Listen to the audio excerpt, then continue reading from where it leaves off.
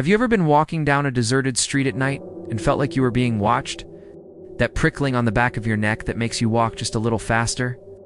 In Japan, that feeling might be more than your imagination. The country is steeped in ghost stories, or kaiden, and they're woven into the very fabric of the culture. These aren't just spooky campfire tales. They are warnings, echoes of tragedy passed down for centuries.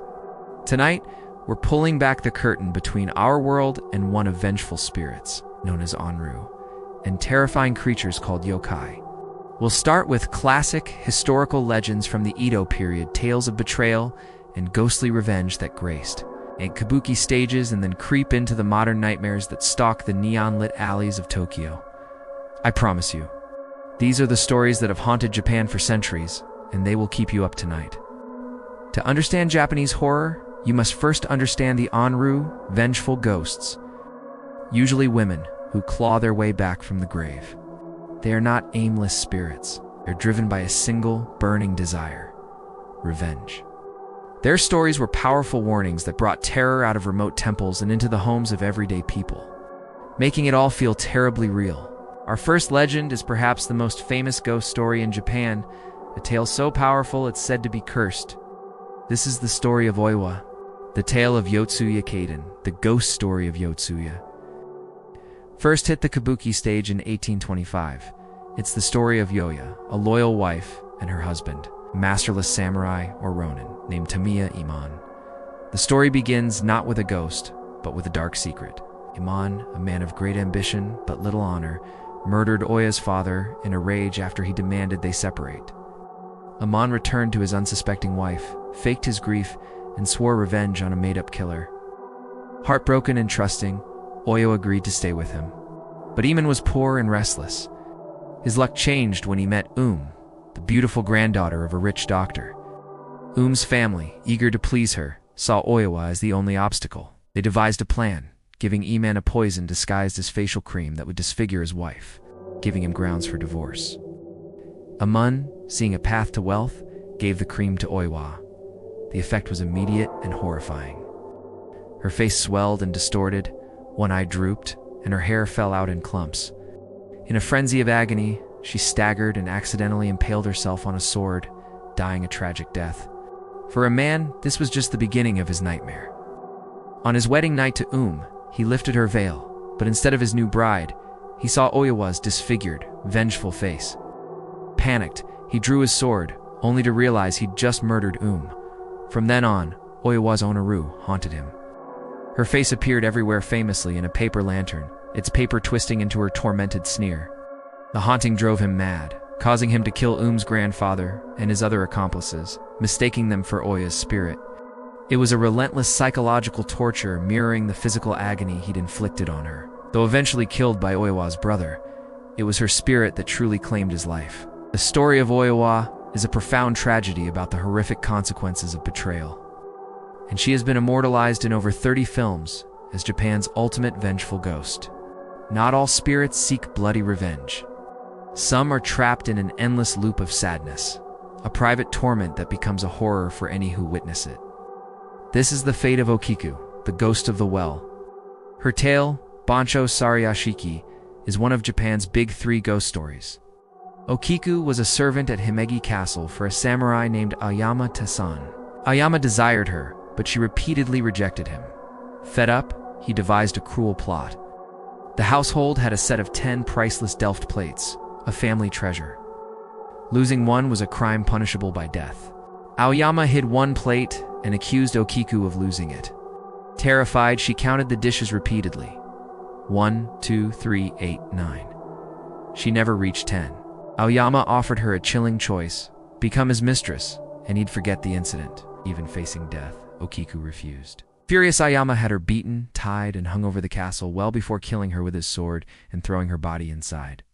But her story didn't end there. She rose as an onru, her spirit tied to her trauma. Every night, a ghostly voice would rise from the well, counting 1, 2, 3, all the way to 9. After 9, a horrifying shriek would echo from the well, the sound of her eternal despair. Her nightly ritual drove her murderer insane. Legend says her spirit was only calmed when a priest, waiting by the well, shouted 10 after her count. Hearing the final number, she could finally rest.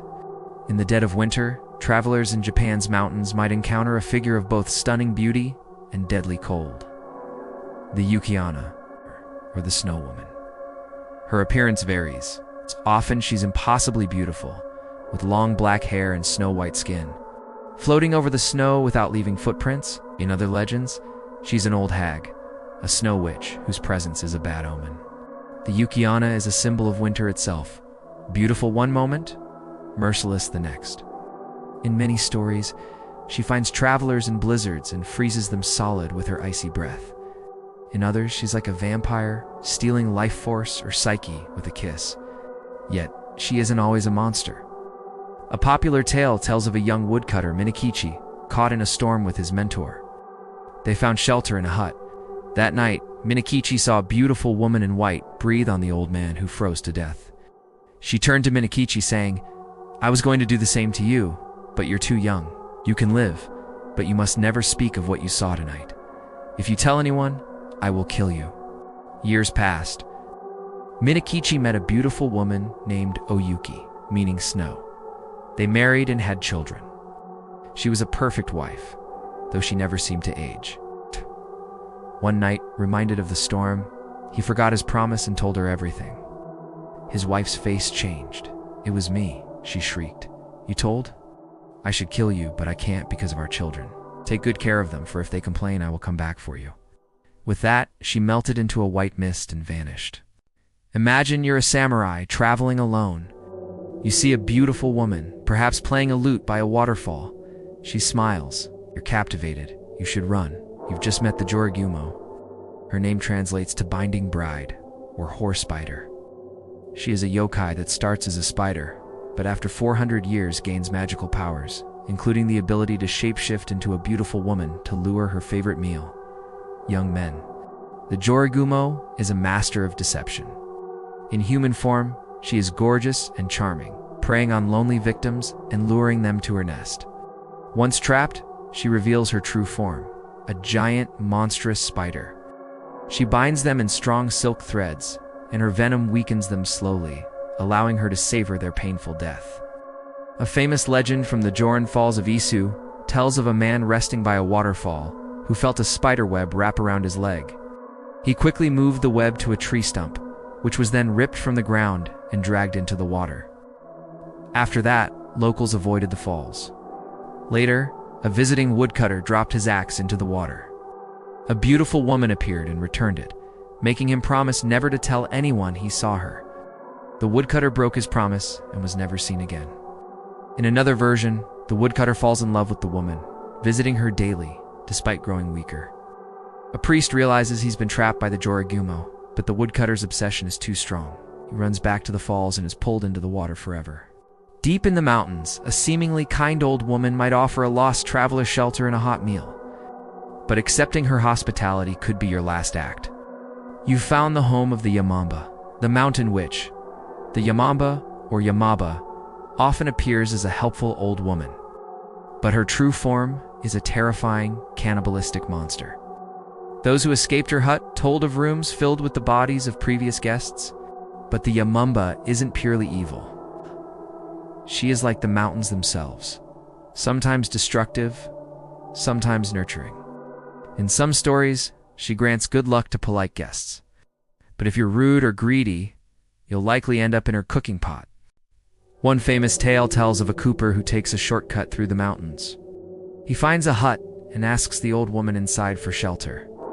She agrees, but warns him not to look in the back room. He peeks inside and sees piles of human bones. As he tries to flee, the Yamamba appears. Her face twisted into a monstrous grin with a mouth stretched from ear to ear, filled with fangs. He only escapes by climbing a tree and waiting for dawn. A more tragic story from Fukushima tells of a woman who left her daughter to work in a castle. Years later, as a lonely old woman in the mountains, she gives shelter to a pregnant traveler. Overcome by a strange hunger, she kills and eats her. Later, going through the traveler's things, she finds an amulet, the same one she gave her own daughter. The realization that she devoured her child and grandchild transformed her into the monstrous Yamamba, doomed to lure travelers to their deaths. As Japan modernized, its ghosts moved to the city. These urban legends feel so scary because they happen in familiar places. School bathrooms, quiet streets, and even through technology. These tales didn't spread around campfires. They spread through classroom whispers and the internet. Our next legend caused a nationwide panic in the late 1970s, so terrifying that police patrolled school grounds. This is the Kuchisake-onna. Imagine you're walking home alone at night. A woman in a trench coat and a surgical mask walks toward you. This isn't unusual in Japan. She stops you and asks, in a muffled voice, "Watashi kaire?" Am I beautiful? Your answer seals your fate. This is the Kuchisake-onna, the slit-mouthed woman. Her story may trace back to the Heian period about a samurai's unfaithful wife. The samurai discovered her infidelity and slit her mouth from ear to ear, screaming, "Who will think you're beautiful now?" Her vengeful spirit now roams the earth. If you say no to her question, she kills you instantly with a giant pair of scissors. If you say yes, she pulls down her mask to reveal a bloody gash stretching from ear to ear. She asks again, "Kori demo?" Doubt now. If you scream or say no, she cuts you in half. If you manage another yes, she'll slice your mouth to match hers so you can be just as beautiful. There is no right answer. She's unnaturally fast and will reappear if you run. In the late 1970s, this story caused a real social panic. Rumors of sightings spread and the media fanned the flames. Schools closed and parents patrolled the streets. People have desperately tried to find ways to survive an encounter. A vague answer like your average might confuse her, buying you time to escape. Some say to distract her by throwing hard candy or beck away on the ground. The strangest tip? Tell her you have a prior engagement. Her own twisted politeness might compel her to let you go. Which of these legends terrifies you the most? The tragic revenge of Oiwa or the street-side horror of the Kuchisake-onna? Let me know in the comments. And if these stories are sending a chill down your spine, hit that like button and subscribe. Now, get ready for our final story. It's not about a ghost you can see, but a curse you can read.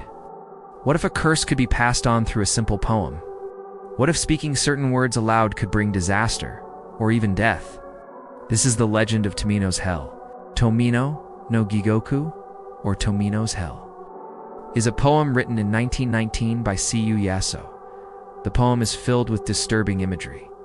Describing Tomino's journey into Buddhist hell, the legend is what's truly terrifying. If you read Tomino's Hell out loud, you will be cursed. Best case scenario, you suffer a string of terrible luck or illness. Worst case scenario, you die. No one is sure where the curse originated. One story claims Tomino was a real child who wrote the poem, and their angry parents locked them in a cellar to die. Tomino's spirit then latched onto the words. Another theory suggests the poem is about the agony of a soldier at war. C.U. Yaso himself lost family in World War I. The curse gained traction through alleged incidents.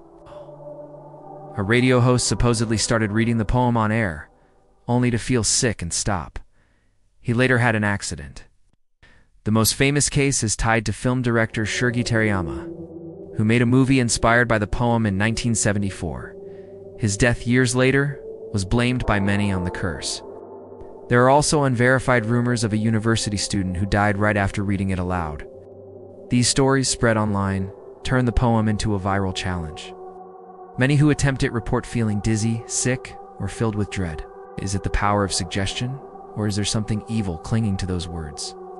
The author, C.U. Yaso, lived to be 78, seemingly untouched by his own creation. The poem is easy to find online, but I won't be reading it here, and I strongly advise you to do the same. From Oiwa's tragic betrayal to the Kuchisake-onna's chilling question, these legends are more than ghost stories. They are reflections of cultural fears, moral lessons wrapped in terror, and timeless tales of love, loss, betrayal, and the lasting power of rage and sorrow. These stories have survived for centuries, evolving from fireside tales to kabuki plays. And now, 2 viral internet challenges, proving our deepest fears are timeless. The fear of betrayal, of injustice, of what lurks in the dark, just at the edge of your vision. So tonight, when you turn off the lights and hear a strange noise, or feel a sudden cold chill, remember these stories. Remember Okiku, still counting at the bottom of the well, and the piercing stare of the Yuki-onna in the snow? When you're walking home alone and see a figure up ahead, you might just find yourself walking a little faster, wondering what question they might ask you in the dark. Thanks for watching. Sleep well, if you can.